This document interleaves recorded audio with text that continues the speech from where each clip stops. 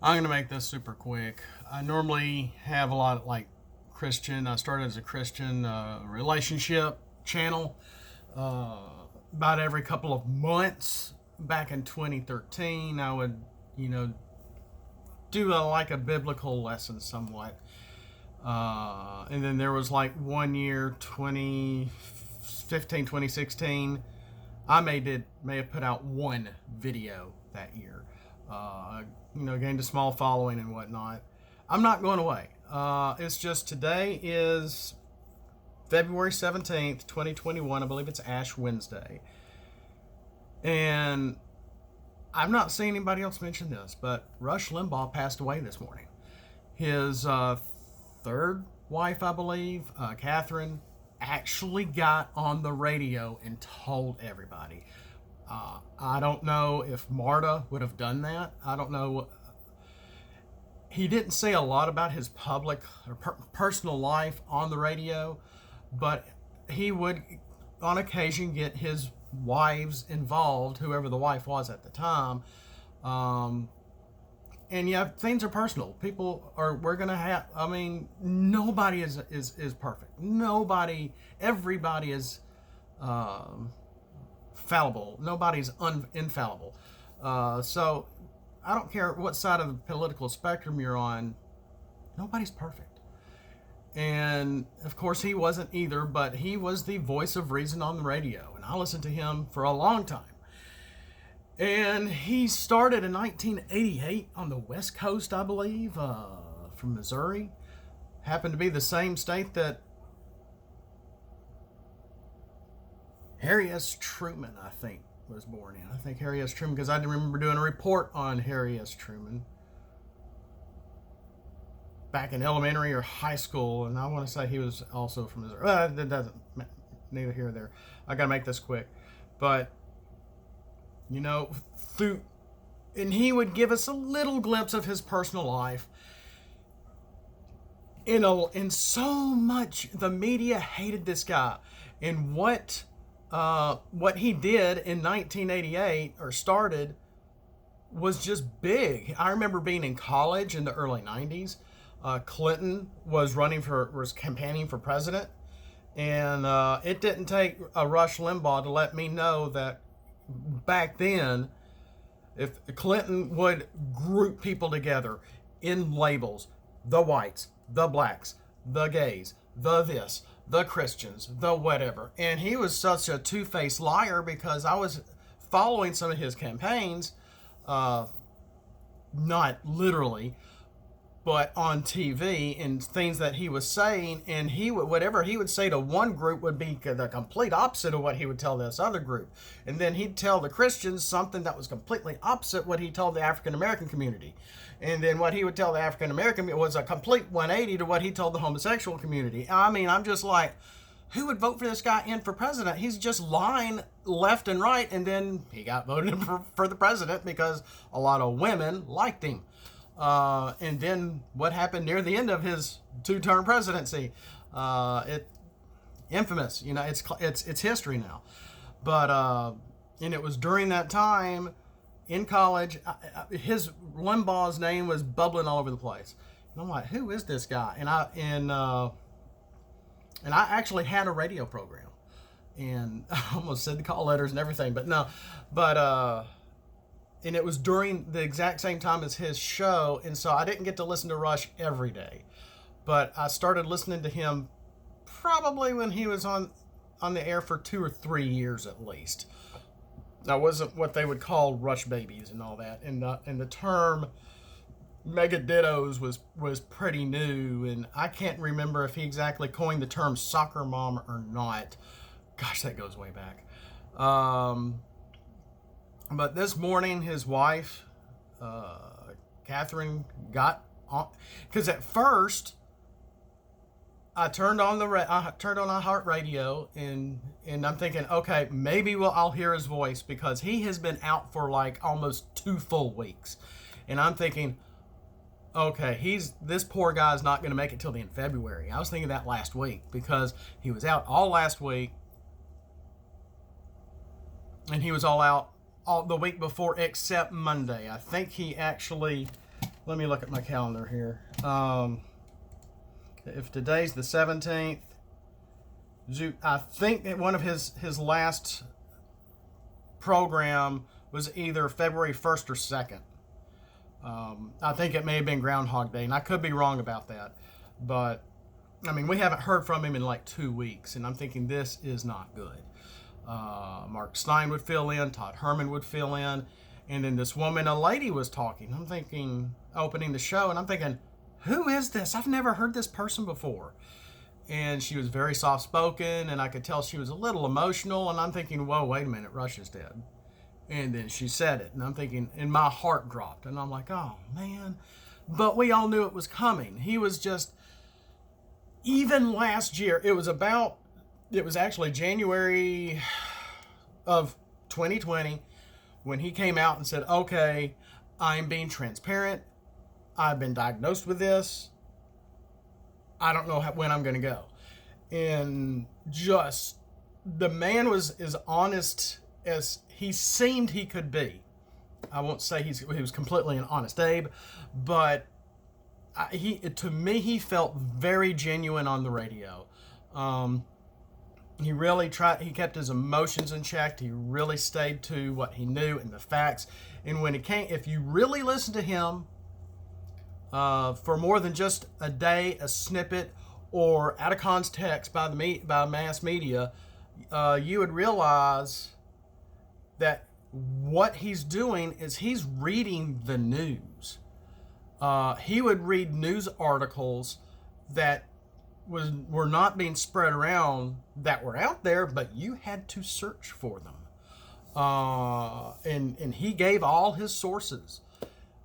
And sometimes if they were across the pond, they were across the pond. And because a lot of our guys were not telling us all the truth or letting us know this and that or whatever. And I'm thinking, wow, this is really interesting. Wow, is this true? Wow, is he saying this? And of course he wouldn't put a spin on it. He'd give his opinion. And he acted like he really knew these people very well. The Democrats, the liberals, what they were thinking. He would joke that he was living in their heads, rent-free, etc., especially Obama. It was all kind of funny, a little bit of jest, and entertainment, very informative, all at the same time. Love him or hate him, he was genius. And he really stuck to the issues, but not all the time, because he did love sports. He got thrown under the bus so many times because he was so deep into politics, and sometimes he didn't want to be into politics because he loved football and he played football. And his coach one time actually called him on the air and called him Russell. And I'm thinking, maybe that's his real name is Russell. And I think it is. But he's just always gone by Rush for decades, I think. So everybody knows him as Rush. Sorry. And then there was, I remember one day on the air, he was just distraught. He wasn't hardly talking politics at all because he had to put his cat under. About half the show, or at least one of the 3 segments, was about his cat Pumpkin. Because on occasion, throughout those years, he would mention Pumpkin doing this, Pumpkin doing that. And it was really neat because he loved his pets. He mentioned them on the air on occasion. He'd mention Marta and things that that they would talk about, or Catherine. I don't know who his first wife was, but that it doesn't, not a big deal. But because divorces happen, people split up, people remarry, etc. Elton John played at his wedding in Hawaii when he married Catherine, which I found really neat. And the left, tried to get him for that mess. They just wake up and they just want to spread hate at every person they can't stand. And he was one of their main targets because he was on the radio first.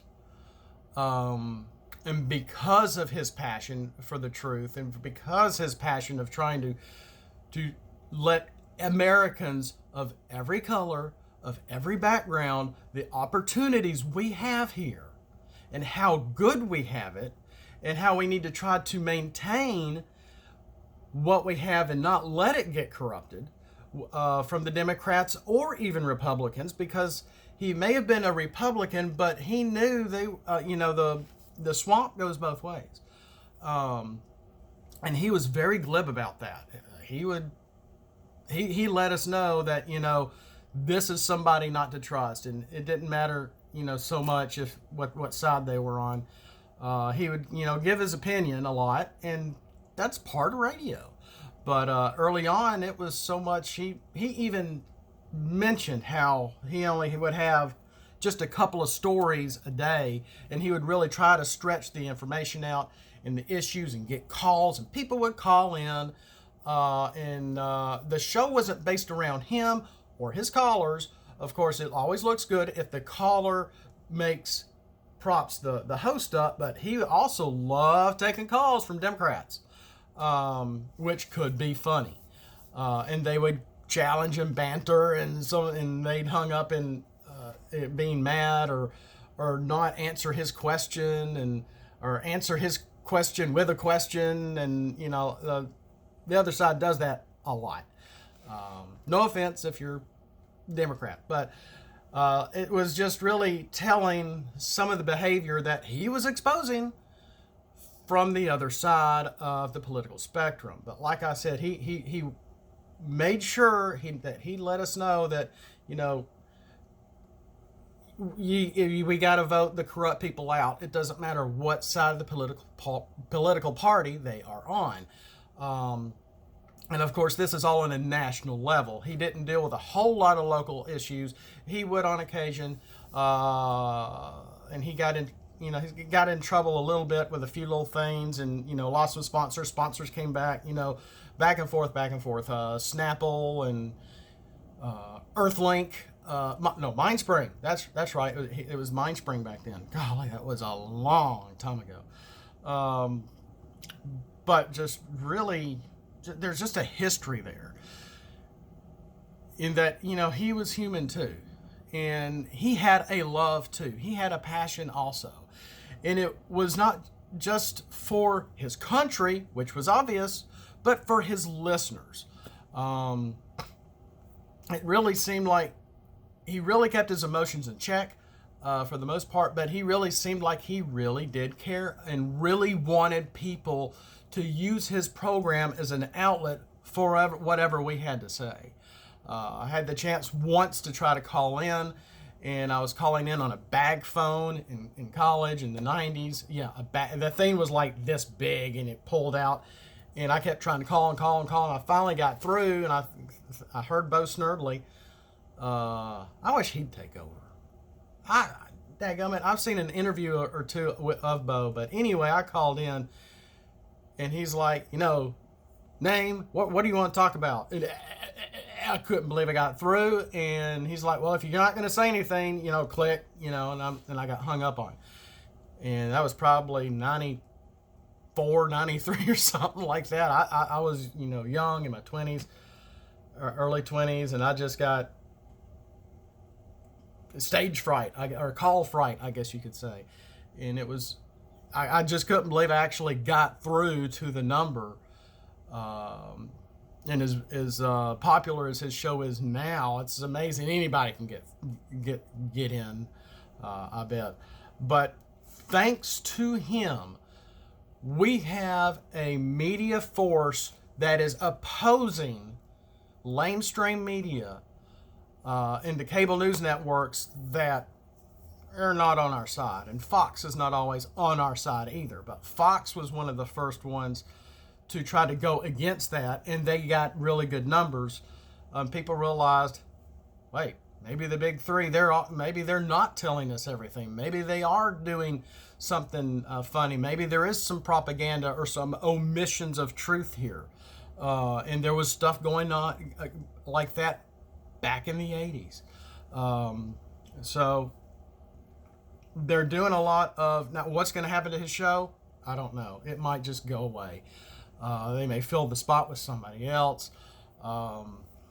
It's just a sad day, and that's really all I have got to say. He will be missed. He is loved by many. And my challenge is to watch how the media, the mass media and cable media is going to treat this. Because I got the feeling they're going to try. He's gone. His voice may be gone. We are still here. There's a lot more avenues that even the big tech is trying to squash in silence that are not Rush Limbaugh. That thanks to Rush, we have alternative measures of getting information. Call it conspiracy, call it misinformation, if you will. I call it the truth, because I really think that we're not told everything. I really believe that journalists of today are not doing their job. But that's just me. But I believe that wholeheartedly, because once he opened my eyes on a little bit of journalism and how to look at it, and understanding the key points and understanding narratives that they create and how they get the memo out to every single station, and they're all reporting the same thing in the same way with the same words at the same time. So it doesn't matter which channel you're clicking. Golly, I'm back in the 70s again. Watching or listening to. It's cookie cutter cable news. That's not news at all, because real journalists should be giving both sides of the spectrum, giving us the information, letting us make our own opinion. They don't need to be the ones forming our own opinion against or for certain people, because that's what they've been doing for decades. They're squashing critical thinking. They're squashing our intelligence, thinking that we're not smart enough to see what they're doing.